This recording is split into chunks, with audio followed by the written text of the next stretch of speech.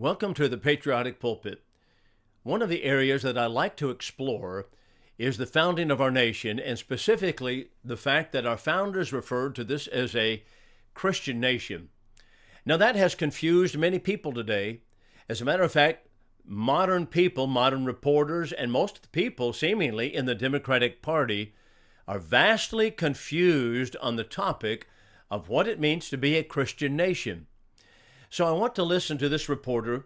This is from Politico, and this is a clip that she had from last year, and she is actually speaking about the fact that America is not a Christian nation, and you'll notice that she brings in Catholicism into it, and if that's what we're going to be, a Christian nation, then we're going to have to go back to what the Catholic Church had in the past. So let's listen first of all to her statement, then we'll come back and say some things regarding it. We hear words like Christian nationalism, like the New Apostolic Reformation. These are groups that you should get very schooled on, because they have a lot of power in Trump's circle. And the one thing that unites all of them, because there's many different groups orbiting Trump, but the thing that unites them as Christian nationalists, not Christians, by the way, because Christian nationalists is very different, is that they believe that our rights as Americans, as all human beings, don't come from any earthly authority. They don't come from Congress. They don't come from the Supreme Court. They come from God. The problem with that is that they are determining men, are determining what God is telling them. Now let's stop right there for just a moment. Here, this reporter, and I think her name is Heidi, let's see, it's Heidi Przybila, I think is how I don't even know how you say that, Przybila. Anyway, we haven't finished the clip, but she's vastly confused already, because she says that, okay, if people believe the rights come from God, then that means we think that God's telling us something, like as if he's speaking in our ear. But here's the main point, and that is she's acting as if this is some kind of newfound concept that we have come to a point where there are some people surrounding Trump who believe that rights come from God, that God's speaking to them. This is why I get so frustrated with the left, because they don't know anything about American history. They know zilch, just absolutely zero about American history, because American history is replete. That is, the founding of our country, replete with statements, we'll notice a few of them in a few moments, that our rights indeed come from God, but it has nothing to do with God giving us modern day revelation. It has to do with natural law, and what we understand that God has given us right to life, liberty, and property, and these rights are derivative from God Almighty and not from the government. And yet she's acting as if this is a very dangerous position. Isn't that amazing? So let's listen to the rest of her statement. And in the past, that so-called natural law is, it's a pillar of Catholicism. Catholicism, for instance, has been used for good in social justice campaigns. Right. Martin Luther King evoked it in talking about civil rights. But now you have an extremist element of conservative Christians who say that this applies specifically to issues including abortion, gay marriage, and it's going much further than that. Okay, that's her statement there. So let's just pick up a couple of thoughts here very quickly regarding Heidi Przybyl's really unlearned statement. To me, it's amazing that someone can be in a national spotlight. There she was with Michael Steele, who used to be the head of the Republican Party, and she was talking about this is a shocking idea that we've come to, that some Americans believe that rights come from God, and now they're applying it to abortion and homosexual rights. It applies to everything, Heidi. It applies to everything. But this is exactly what our founders believe, that the rights come from God. It's not only what our founders believe, but we're going to see in this particular podcast that this country is the only nation in the history of the world to posit that our rights are derivative or come from God, and that the government's role is not to dispense those rights or curtail them, but it is simply to protect those rights, and that's the role of the government. That's why America has been great. That's why America has been the greatest country, and we have had the greatest freedom since the time of John Adams or rather from the time of Adam and Eve, so said John Adams. So at any rate, just think about what our founders had to say. Our founding fathers referred to this as a Christian nation. And they use that phraseology, but did they mean Christian nationalism? No, Christian nationalism is absolutely something different. We'll talk about that when we talk about Catholicism in a moment.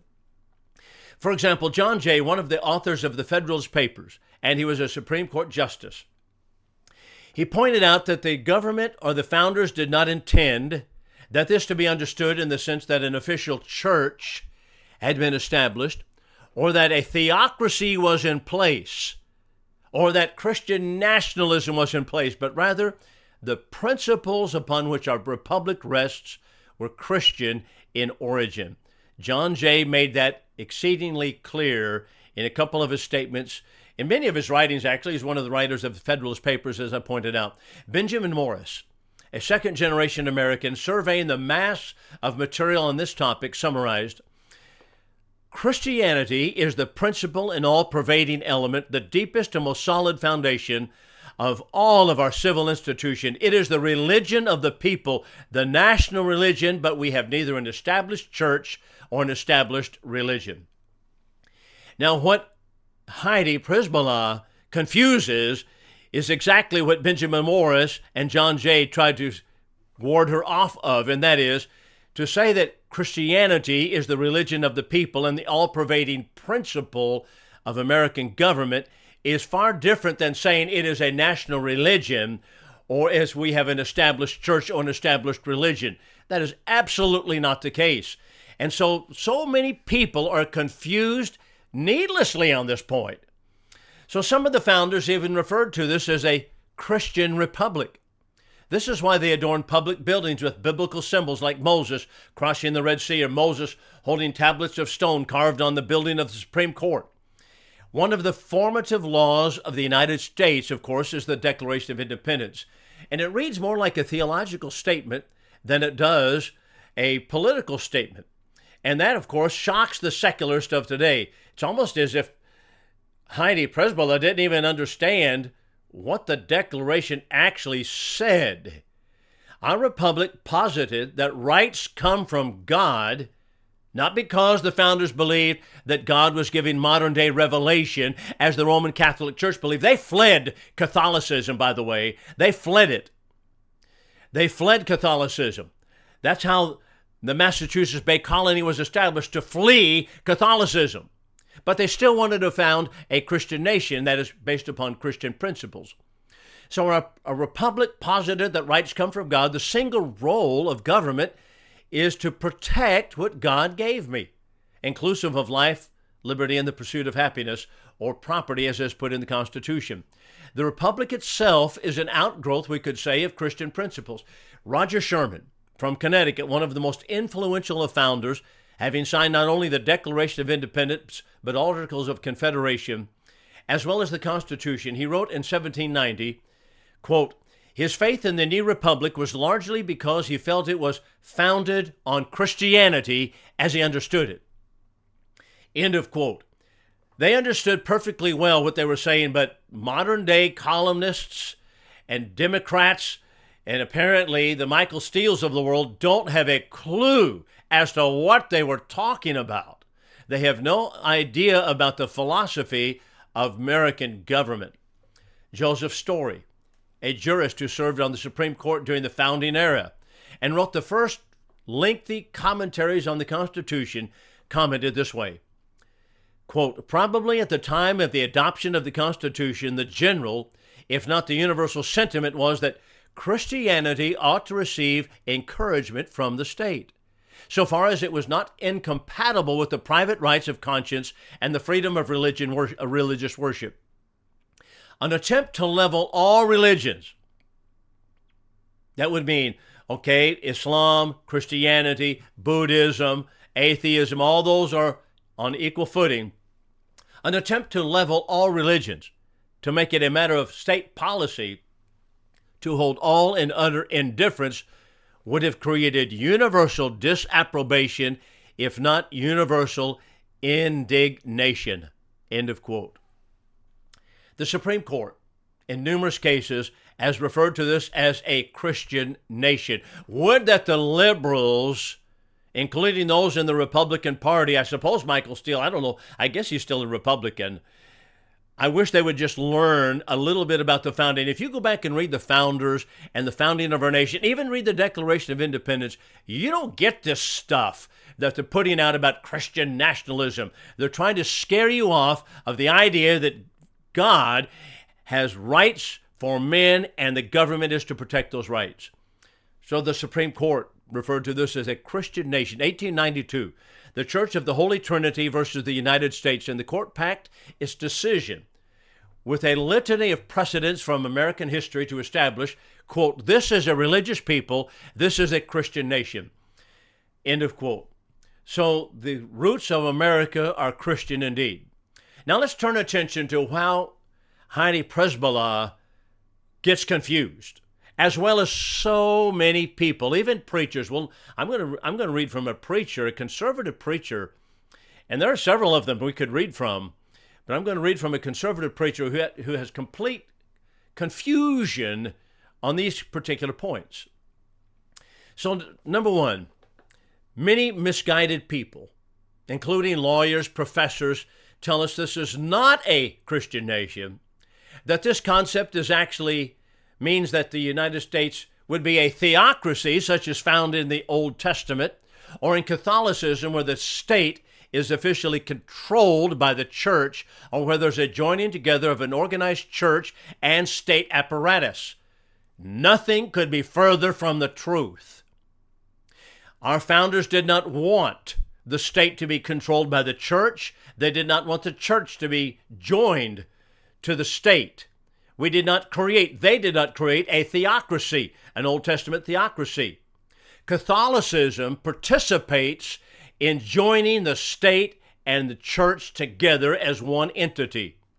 So let's just notice a couple of things from history. This is plain and simple throughout the Middle Ages and even through the Reformation period. And we just don't have time to look at all of it, but just we'll notice a couple of things regarding the time of King Henry VIII. And King Henry VIII, this is where the machinery of the state and the apparatus of the government, that means, is actually joined together, united with the church. And that's because, of course, the Roman Catholic Church is actually a small state.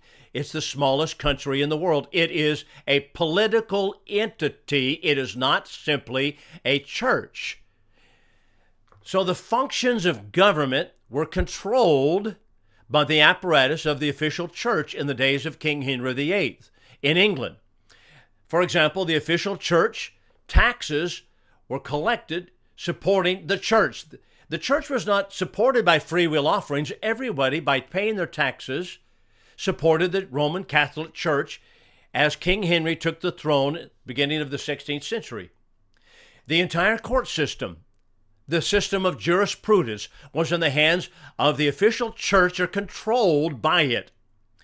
For example, the Roman Catholic Church claimed control over state courts, probate courts, district courts, supreme courts. For example, King Henry VIII, he did not appeal to the courts of England to divorce Catherine of Aragon, but he had to appeal to the Pope sitting in Rome. And he had to appeal to that Pope, not simply because I want to be right with God, because the Pope controlled, the Roman Catholic Church controlled the apparatus of the state, and he could not legally get a divorce from Catherine of Aragon because it was controlled by the Roman Catholic Church. So all English court cases, in fact, could at that time be appealed to Rome, where the Pope sat as the Supreme Court. So think about it this way. In America, we have local courts, county courts, civic courts, we have state courts, we have the Supreme Court, district courts, and we go all the way up to the Supreme Court. That is our system of jurisprudence. But in King Henry VIII's England, the system of jurisprudence took it to the Roman Church and the Pope at Rome, and so he applied to the Pope to divorce Catherine of Aragon. So here's an example also. The Praemunire Statute of 1391 had limited the power of the Pope in England. They passed a law that would be at the end of the 14th century that made it illegal to appeal to Rome or appeal a case from an English court to Rome. The Pope was not to be over the king. Statutes in England now impose penalties on anyone who sought assent of papal jurisdiction in England. So the Praemunire statute said, no, we are not going to have civic courts sitting in Rome ruling over England. That's not going to be the case. It also made the sovereignty, that is, before the Praemunire statute, the sovereignty of a nation was null and void because court cases all had to go before the Pope. So that's why King Henry went to the Pope. And now, when he continued to press to marry Anne Boleyn, he was summoned to the House of Blackfriars. Now, stop for a moment and think, all right, you have the Roman Catholic Church having the House of Blackfriars, that would be a judicial system, summoning the King of England to come and sit there, and he had to go. Now, why is that the case? Was it because he was being friendly and being open-minded and trying to get his life right with God? No, because the Roman Church controlled England. That's why. And so at the House of Blackfriars, Cardinal Wolsey sat as the judge. He authorized and pronounced a verdict against Henry. That's what makes a Catholic country. That's what is so-called Christian nationalism. A Catholic country where the popes or the legates of the Pope or the cardinals sit as in systems of court as sitting as the system of jurisprudence. Not only so, but the state dealt with heretics. If someone was off doctrinally, if a person became a heretic in the Roman Catholic eyes, who dealt with it? The state did. The church did too, through or via the state. It was considered an official treasonous act. Now think about that.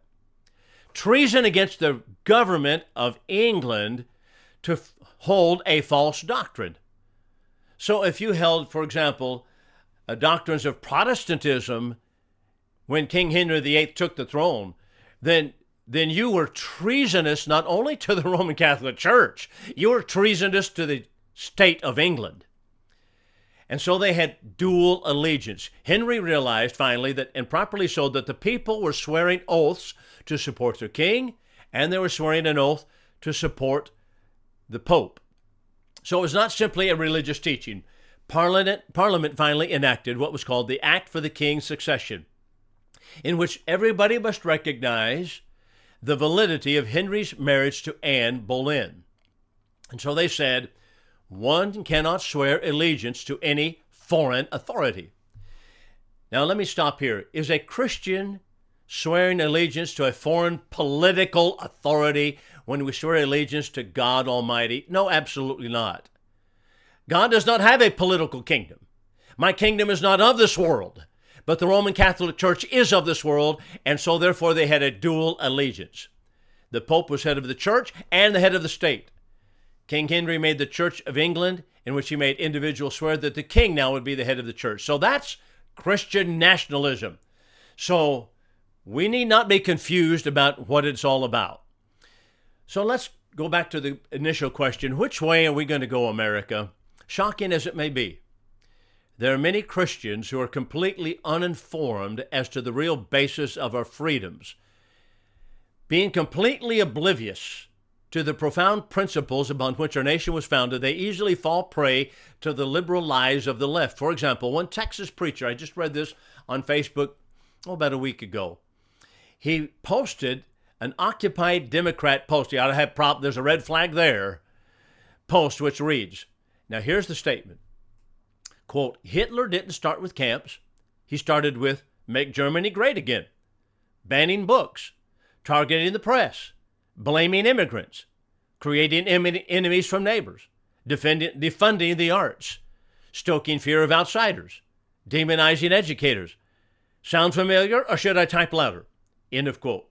Now that is from a preacher in a conservative church, but where in the world have preachers and Christian people got so far off the rails that they cannot see the issue at hand? Well, let's start with a couple of things here. It's interesting that we hear so much clamor, isn't it, about keeping politics out of the pulpit. But, I find liberal pulpiteers, even in conservative churches, they say we don't want to bring politics in the pulpit, but they get right on Facebook and they preach with liberal stuff on it. For example, I saw one preacher in Alabama.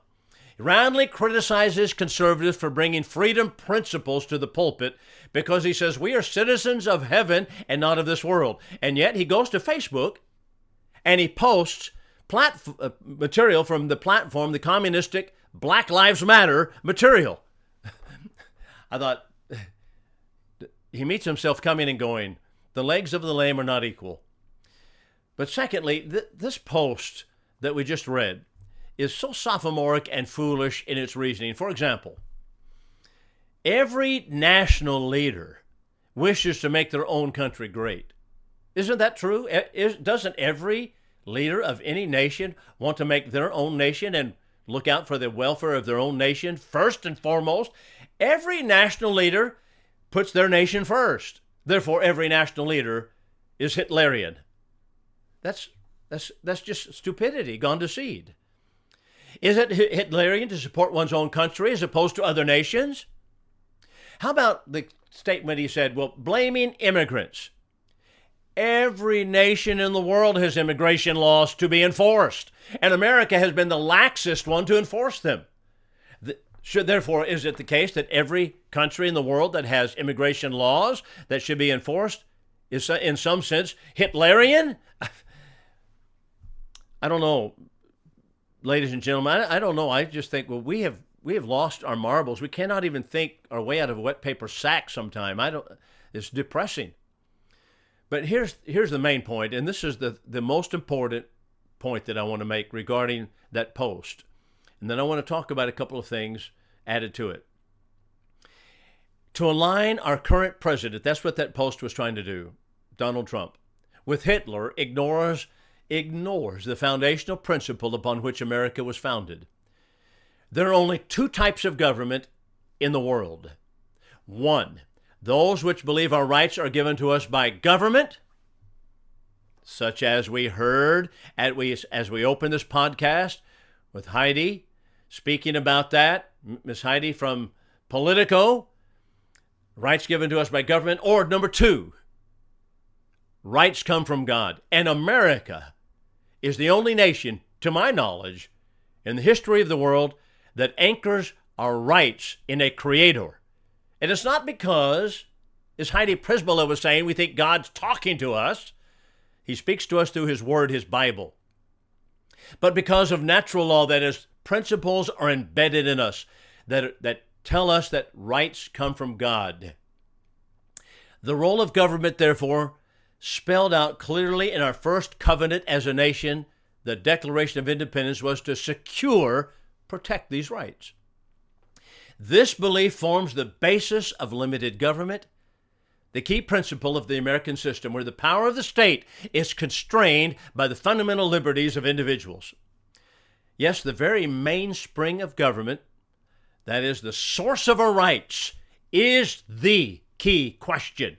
Hitler, Mussolini, Pol Pot, Lenin, Stalin, all of the Caesars believed, and the current Democratic Party in America, all believe that our rights come from government.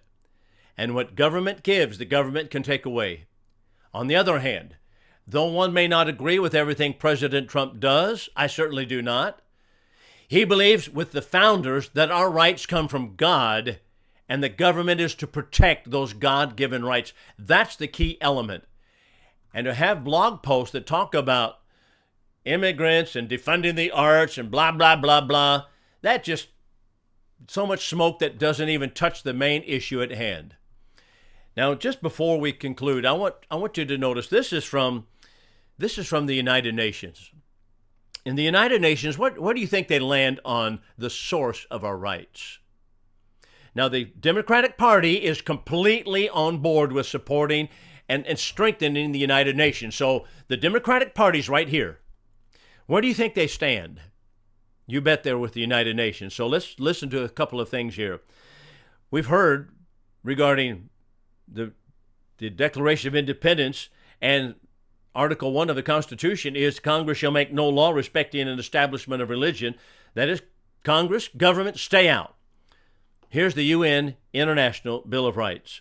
Listen to this. Everyone shall have the right to freedom of religion, freedom to manifest one's religion or beliefs that may be subject only to such limitations as are prescribed by law and are necessary to protect public safety, order, health, morals, fundamental rights, and freedoms of others. So you have freedom of religion, but it may be prescribed, that is, controlled by law. How about freedom of speech?